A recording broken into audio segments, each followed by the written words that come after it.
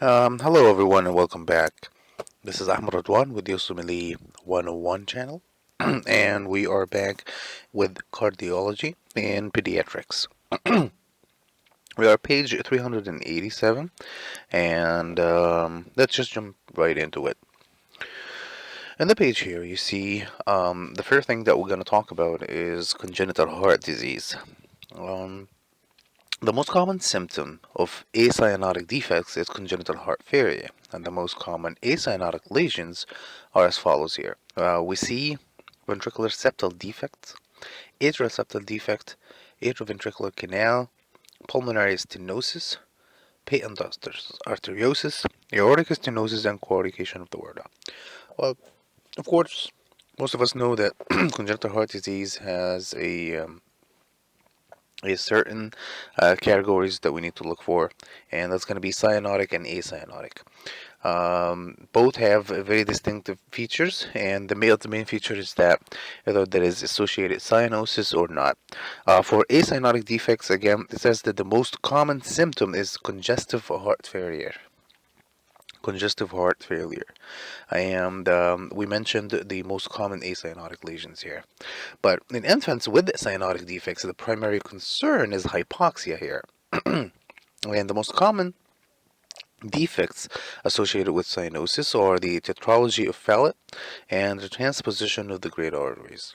Because functional closure of the ductus arteriosus may be delayed in congenital heart disease, congenital heart diseases that rely on the ductus will present within 1 month. And infants with left to right shunting lesions will present at 2 to 6 months of age. So it takes some time, and this has to do with the functional closure of the ductus arteriosus and how much it is delayed here. Okay, and as long as there is a left to right shunt, which opposes the forces that actually delay that make the ductus arteriosus close. So and that makes it there has to be some delay in its closure, and hence delay in the presentation. Okay. All right. So we're doing very good, and it says also here that consider congenital heart disease in any child that presents with the following. Okay, first it's going to be shock, tachypnea, and cyanosis. Especially if fever is absent here. So if we have no fever and the patient is in shock, tachypnea, and cyanosis, we could consider that he might have or she might have a congenital heart disease. It is noted that cyanosis and hypoxemia classically do not respond to oxygen, as is seen in the pulmonary conditions here. So even if you give oxygen, hypoxemia and cyanosis are not gonna go away. Because it's a problem with the circulation, not the oxygenation here, or the perfusion to the lung. The second, infants who are having some feeding difficulties, who are sweating while feeding, which means they're having the difficulties or they are exerting a lot of effort to feed, rapid respirations, and easy fatigue. So any infant with those symptoms, we can consider congenital heart disease. In older children, however, if we see dyspnea on exertion and shortness of breath, failure to thrive, those could indicate congenital heart disease. And if we do an examination to the patient and we see those abnormalities, it is suggestive also of congestive or congenital heart disease. The first is upper extremity hypertension or decreased lower extremity blood pressures, either ways. This could indicate that we do have a congenital heart disease problem. Decreased femoral pulses, which mean obstructive lesions on the left side of the heart. Facial edema and hepatomegaly. Heart sounds, if we see a pansystolic murmur, a grade 3 out of 6 murmurs in general. PMI, at the upper left sternal border.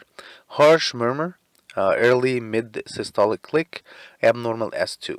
So those or the abnormal heart sounds and the murmurs and so on, that would indicate that there is a congenital heart disease. And I think we are going to look into these specifically for each defect and for each problem and identify it by it. I would highly suggest that that you would invest some time into listening to congenital heart disease sounds, or in general abnormal sounds and murmurs, and the normal ones as well. Um, if I recall, I do have a um, good quality session for the heart sounds and for the lung sounds, and if I'm able, I will upload it, and you can find it in the description below. So please check that if you would like. All right, we do have a side note here that says, "Do not be reassured by normal antenatal ultrasounds. The majority of congenital heart disease cases are diagnosed after delivery." So if we had an uneventful pregnancy and so on, this is not an indication that the child does not have congenital heart disease. Okay.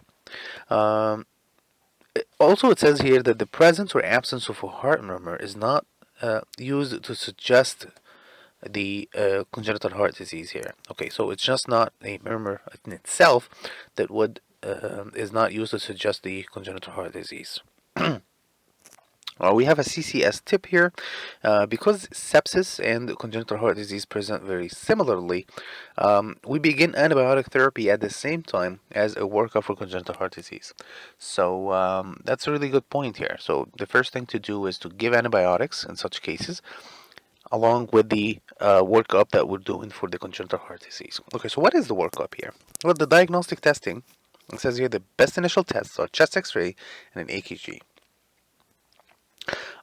If there is an increased pulmonary vasculature markings, this is going to suggest that there is a transposition of the great arteries. There is hypoplastic left heart syndrome and truncus arteriosus. It just means that there is more blood or more pressure going into the pulmonary vasculature. It's either transposition of the great arteries, so that means that the left ventricle is pumping into the heart, into the lung. Hypoplastic left heart syndrome, which means that not enough blood is going back into the left heart, and the truncus arteriosus does the same thing basically. The most specific test, of course, is the echocardiography, which will diagnose the lesion right away. So again, the best initial test is the chest X-ray, and we're going to see probably pulmonary vasculature or vascular markings, and an AKG. And finally, we can do the echo as the most specific test here. On the left side, we have a side note that says, when is a murmur on the exam innocent? When we say, well, it's a murmur, but we're going to neglect it, it doesn't really mean anything. Well, first, when the question includes fever, infection, or anxiety, because that's a functional murmur at that point. When it is only systolic and never diastolic. So if we have a systolic murmur only and never diastolic, that means that it is innocent. Finally, when the grade is 2 out of 6, which is just really faint murmur here. All right.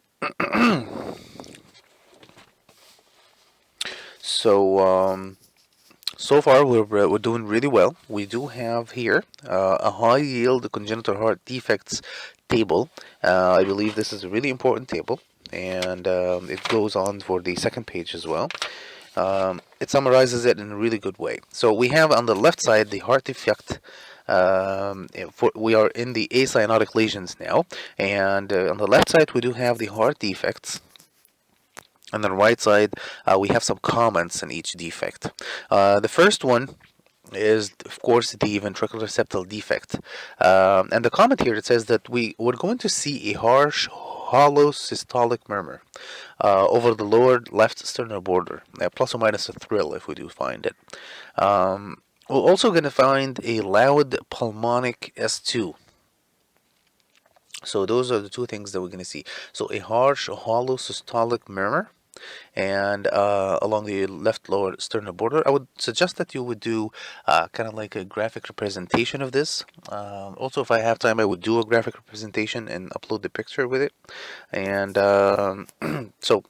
if you do have something that would help in this, please leave it in the comment below, the link for it, so we can all see it.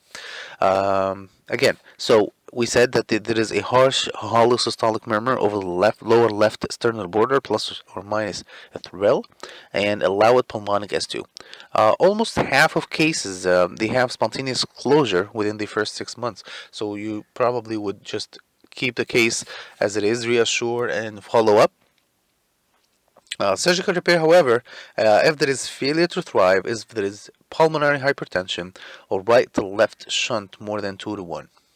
So this is really, those are the three things that we consider if we're going to do a surgical repair. There is failure to thrive, pulmonary hypertension, or right to left shunt more than 2 to 1. So that has been ventricular septal defect. Really easy. Now let's go to the second one, which is the atrial septal defect. First, we're going to see a loud S1. That's just when you think of the septal defects, think of the physics and the dynamic of the blood going from one side to the other side. And as an atrial septal defect, ventricular septal defect, the blood is going to shift from the left side to the right side, usually because of the pressure gradient is different, and that's going to lead to all the the manifestations that we're going to see here. So again, an atrial septal defect, we're going to have a loud S1. And remember, S1 is the closure of the mitral and the tricuspid, of course. And the S2 is the closure of the pulmonic and the aortic valves. So S1 is going to be loud. We're going to have a loud S1. There is going to be a wide fixed splitting of S2.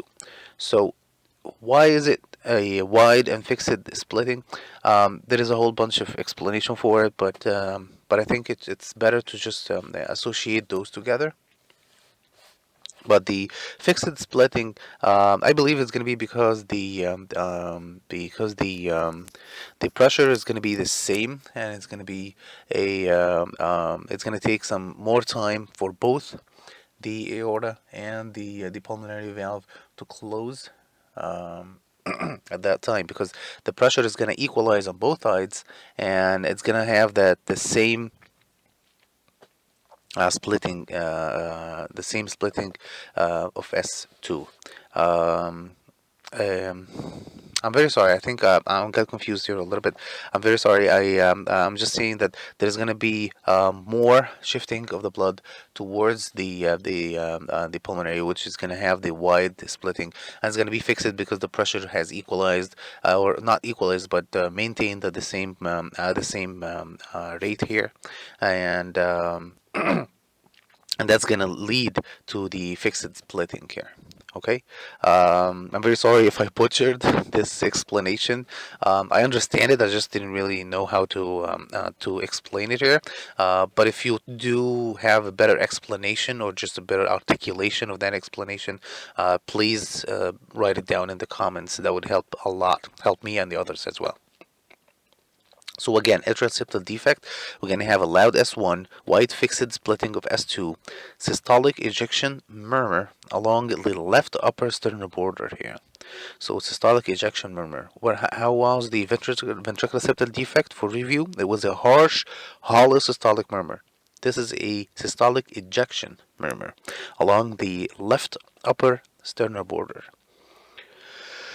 The majority are asymptomatic cases and are of the secundum types, and they close by the age of 4. So the first 6 months of life, it was the ventricular septal defect. For the atrial septal defect, it is by the age of 4. Primary and sinus types, which are not the secundum types, they require surgery here. So that's the difference between the secundum types and the primary and sinus types here. The most common type is the patent foramen ovale. A patent foramen ovale needs to be closed if a paradoxical embolus has gone through it. And that's a case. That's the case when we have to close it. A late complication that we might find is mitral valve prolapse, dysrhythmias, and pulmonary hypertension because of the increased pressure on the right side. So that has been the atrial septal defect here. Okay, let's go to the next one. It's going to be the atrioventricular canal. The intraventricular canal is a combination of the primum type of the atrial septal defect, the ventricular septal defect, and a common atrioventricular valve. So that's the atrioventricular canal here. Presentation is going to be similar to the ventricular septal defect, of course. So we're going to see the same presentation here. We perform surgery in infancy before pulmonary hypertension develops. So this is the hallmark that we need to look for. Before pulmonary hypertension has developed, we should do the surgery. So ventricular septal defect, we do surgery if there is failure to thrive, pulmonary hypertension, or right to the left shunt more than 2 to 1. Atrial septal defect, we do surgery if it is the primary and sinus types. They require the surgery, and or if it's a foramen ovale, and along with paradoxical impulse has gone through it. And finally, in the atrioventricular canal, we do it before pulmonary hypertension develops. Okay, so we've done the first three types here. Let's go to pulmonary stenosis. Pulmonary stenosis, this may be asymptomatic at all, or may result in severe congestive heart failure, either way. We give prostaglandin E1 infusion at birth, and this is going to help the pulmonary stenosis. And we can attempt balloon valvoplasty, and that's going to alleviate that stenosis eventually. So we give prostaglandin E1 infusion at birth in pulmonary stenosis if we see it or suspect it. Attempt the balloon valvoplasty later on. Well, how about patent ductus arteriosus? It is more common in girls, 2 to 1. Babies where maternal rubella infection was present. So in the stem of the question, it might say that the mother had some symptoms of the rubella. It doesn't really have to say rubella, or it says that she didn't take the vaccination for it, or something that would indicate that she might have had a rubella infection. And it also happens in premature infants. So either the baby has a mother who had rubella, or it is a premature infant. In the case it's a premature infant. We're going to see a wide pulse pressure. We're also going to see bounding arterial pulses and the characteristic sound of a machinery to and fro murmur. It's really, if you listen to it once, the patent ductus arteriosus, you're not gonna miss it later on. So please listen to it at least once, and you're gonna be able to distinguish it. We give indomethacin induced. We can give indomethacin to induce the closure, and this is helpful in premature infants. So if you see a premature infant, you should suspect the case of the patent ductus arteriosus and give indomethacin. Term infants often require surgical closure, so the indomethacin would help with the patent ductus arteriosus in premature infants, but in term infants we may require surgical closure. So again, indomethacin would close the patent ductus arteriosus. The prostaglandin E1 infusion would help with the pulmonary stenosis. Very good. Well, how about aortic stenosis now? We talked about pulmonary one. Let's talk about the aortic one. The aortic stenosis, we're going to have early systolic ejection click at apex or left sternal border. Valve replacement and anticoagulation may be required here. So aortic stenosis, we're going to do a valve replacement. We're not going to give any medication, unlike the pulmonary stenosis where we gave the prostaglandin E1. And valve replacement and anticoagulation is going to be the case in the aortic stenosis here. All right. Coarctation of the aorta. This is the final one in this table here. Of all cases, 98% occur at the origin or left subclavian of the left subclavian artery. So the coarctation of the aorta happens 98% at the origin of the subclavian artery. The blood pressure higher in the arms than it is in the legs. There is going to be bounding pulses in the arms and decreased pulses in the legs. The ductus dependent, or if he is dependent on the ductus here at that point because of the coarctation, we give a prostaglandin E1 infusion. Again, we did the prostaglandin E1 infusion at birth for the pulmonary stenosis, and here we're giving it again, and this is to maintain the ductus patent, and this ensures the lower extremity blood flow here. Surgical repair, of course, is going to happen after stabilization. Um,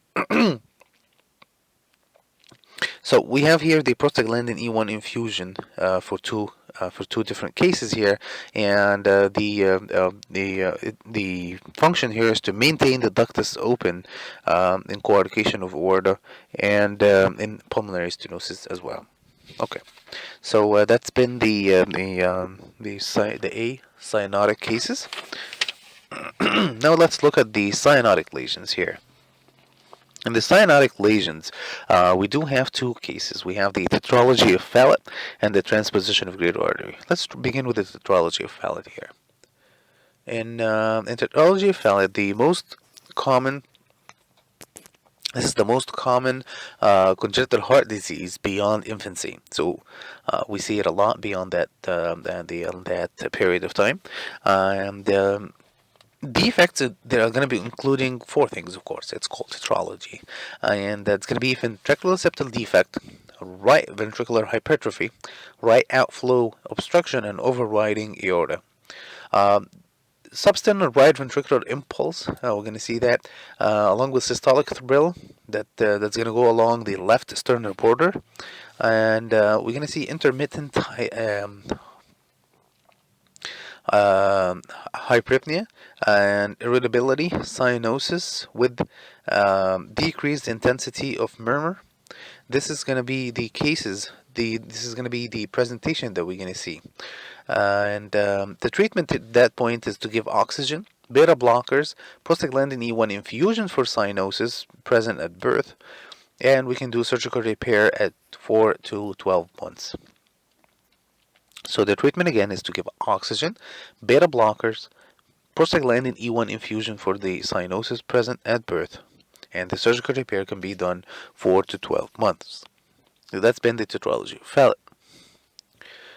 Now let's look at the transposition of the great arteries. The transposition of great arteries here, the most common cyanotic lesion also, but presenting in the immediate newborn period. So that's going to be different. The tetralogy of Fallot is the most common one, but beyond infancy. And the transposition of great arteries is the most common cyanotic lesion, presenting in the immediate newborn period. It's more common in the infant of diabetic mother. So we have two associations with the mother here. The first one was the rubella, and we said that if the mother has a rubella, we probably will see a patent ductus arteriosus in the infant, and if the mother had if she has been diabetic,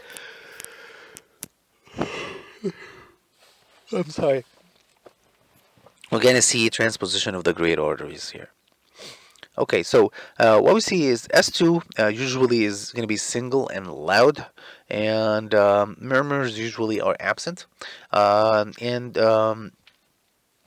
want to just say, in contrast, the S1 is usually single and loud, in contrast to the atrial septal defect, where we had a wide fixed splitting of the S2. This is ductus dependent, so we're going to give the prostaglandin E1 to keep the ductus open. We need the ductus open in tetralogy of Fallot at one point, and the transposition of great arteries, we're going to do it with the pulmonary stenosis and also the coarctation of the aorta. We might have ductus dependent cases here. It's good to just summarize the specific points here like I did. And finally, the definitive surgical switch of aorta and pulmonary artery is noted as soon as possible, so you do it right away. Okay, so that's been the high-yield congenital heart defects that we needed to know. There are others. If you can read them, please do, and probably you're going to see some in USMLE work. Right, we have a basic signs correlate here, and that has to do with the ventricular septal defect, the ductus arteriosus, and aortic stenosis. In ventricular septal defect, it says that it results from incomplete formation of the interventricular septum, and this leaves an incomplete closure of the intraventricular foramen. So this is how the ventricular septal defect occurs. The ductus arteriosus it connects the pulmonary artery and the descending aorta during development, and this is actually needed in the fetal life. It allows the blood to bypass the lungs since the fetus is not receiving any oxygen from them in utero. So that makes sense. And finally, the aortic stenosis, it occurs when the leaflets of the valve fuse together. It can be either congenital or acquired over time. Of course, in our case here, it is congenital. All right. Now we're going into a really smart part here that has to do with the prophylaxis and the prevention of endocarditis. Um, it says here that antibiotics that are needed prior to genitourinary and gastrointestinal procedures are no longer recommended, even in high-risk patients actually. So you should forget that. So in genitourinary and gastrointestinal procedures, we're not going to give any antibiotics. We giving antibiotics prior to dental procedure is no longer recommended. However, we do have some exceptions. So giving antibiotic prior to dental procedure is no longer recommended except in the following. First, if there is a prosthetic valves, if there is a previous endocarditis, if there is a congenital heart disease, like unrepaired or repaired with a persistent defect, either way. And finally, cardiac transplantation patients with cardiac valve abnormalities. So again, we have 4 exceptions in cases that we need to give antibiotics to dental procedures. So we're not giving antibiotics to anybody. We're just giving in those 4 cases: a prosthetic valve, previous endocarditis, congenital heart disease, either unrepaired or repaired with persistent defect, and finally, cardiac transplantation patients with cardiac valve abnormalities. So if we have cardiac transplantation patients in general, we're not going to give them. If we have congenital heart disease that has been repaired and we do not have a persistent defect, we're not going to give them. If we have someone who hasn't had any endocarditis before, we're not going to give them. And if he has healthy valves, we're not going to give them. So prosthetic valves, previous endocarditis, congenital heart disease that are unrepaired or repaired with defects, cardiac transplantation patients with cardiac valve abnormalities. Those are the cases when we give antibiotics along when we do dental procedures to prevent endocarditis. All right. We have here the final topic, which is hypertension. And hypertension in pediatrics is based on the monogram and falls into and the nomogram, I'm sorry, and falls into 4 categories. We have a normal, which is less than 90, which is less than 90%, and the pre-hypertension is going to be more than 90, and to almost to 95%, and the stage 1 is going to be more than 95 to 99, and the stage 2 is going to be more than 99% plus a blood pressure increase of 5 millimeter mercury. So again, the normal is going to be less than 90%. Pre-hypertension is 90 to 95, stage 1 95 to 99, and stage 2 is going to be 99 plus the 5 millimeter mercury blood pressure. So routine blood pressure checks are recommended beginning at the age of 3. So if you have a patient and you're a pediatrician, at the age of 3, you have to check blood pressure as a routine. On exam, be sure to check all 4 extremities, and we do that because we're looking for coagulation of the aorta. Yeah, we can diagnose it with that. Then it's going to be a difference in blood pressure. We always work up for secondary hypertension if we have the following circumstances here. First, newborn. We can have if we had umbilical artery catheters, we might have a renal artery or vein thrombosis due to that. And in newborns, we should check for this. Early childhood, we can have a renal parenchymal disease at that point. We could also have coagulation of the aorta. We can have an endocrine disease. We can have some medications that he's taking. So we need to screen for those. either in the history or do some tests for them. In adolescents, essential hypertension is associated with obesity, so we should be aware of this. And what we should evaluate for is the renal and renovascular hypertension. The majority of causes of renovascular hypertension may be due to urinary tract infections. It's going to be secondary to an obstructive lesion at that point. Acute glomerulonephritis, Hinoch-Schönlein purpura, with nephritis, and hemolytic uremic syndrome, acute tubular necrosis, renal trauma, leukemic infiltrates, mass lesions, and renal artery stenosis.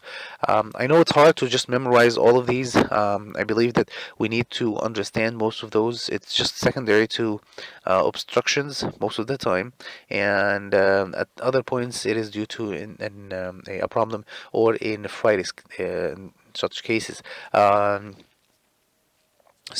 Again, the obstruction ones, it could be the renal tract infection secondary to an obstruction in general. We can have mass lesions. We can have renal artery stenosis. We can have renal trauma. Those are all things that could happen in general. And then we have something that would have to do with the glomeruli and the tubules, like acute glomerulonephritis, Hinoch-Schönlein purpura with nephritis, hemolytic uremic syndrome, acute tubular necrosis, and leukemic infiltrates. Those all can lead to renovascular hypertension.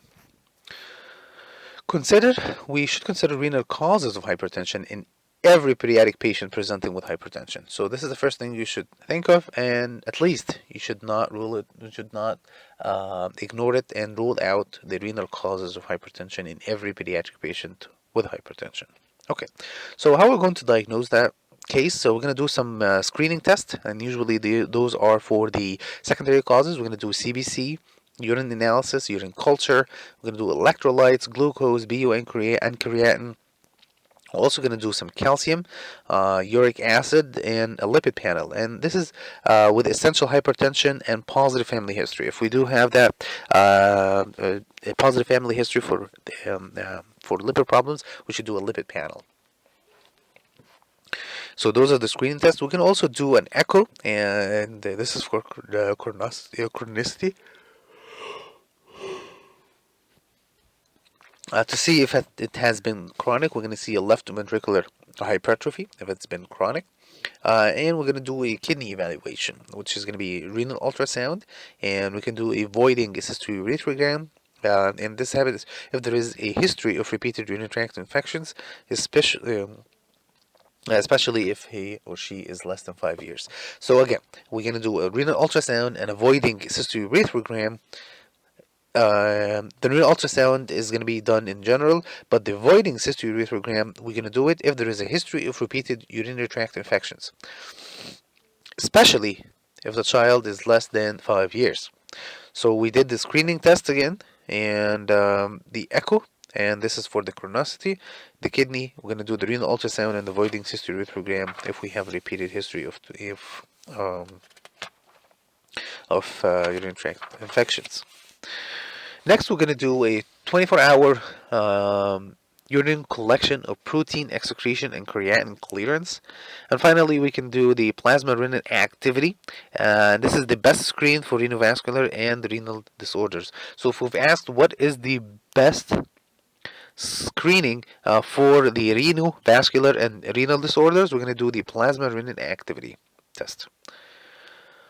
Finally, we can do the endocrine causes here. We can have urine and serum catecholamines if there is a phemochromocytoma suspected. And finally, a thyroid and adrenal hormone levels as well if we suspect such cases. At the end, we should do a drug screening if we are dealing with adolescents, as if the drug abuse is suspected.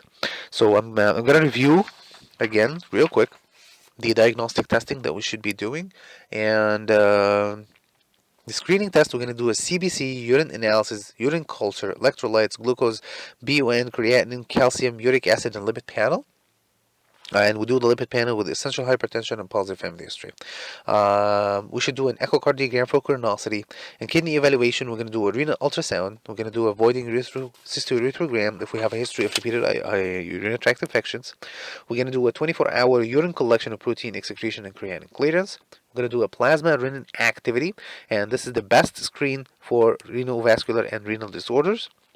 And next, we're going to do the endocrine causes, and we do have two major things to do, which is the urine and serum catecholamines if we suspect pheochromocytoma, and thyroid and adrenal hormones, hormone levels if we suspect both glands.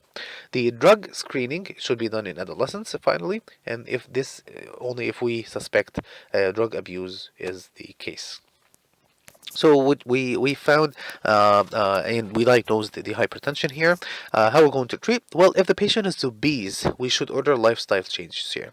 So we should order weight control, aerobic exercises, no added salt in diet, and monitoring of blood pressure. And if there is no response to lifestyle changes, we give antihypertensives here.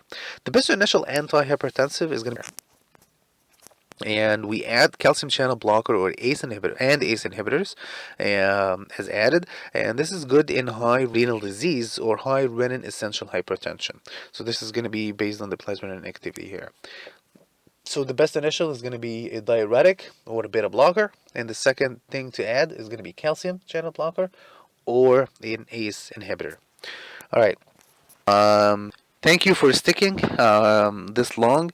I know it's been a long session, but I needed to finish the cardiovascular section while in one session. I think this helps to just have a continuum. And next, we're gonna start the gastrointestinal disease. Thank you very much, and I'll see you in the next one. Bye bye.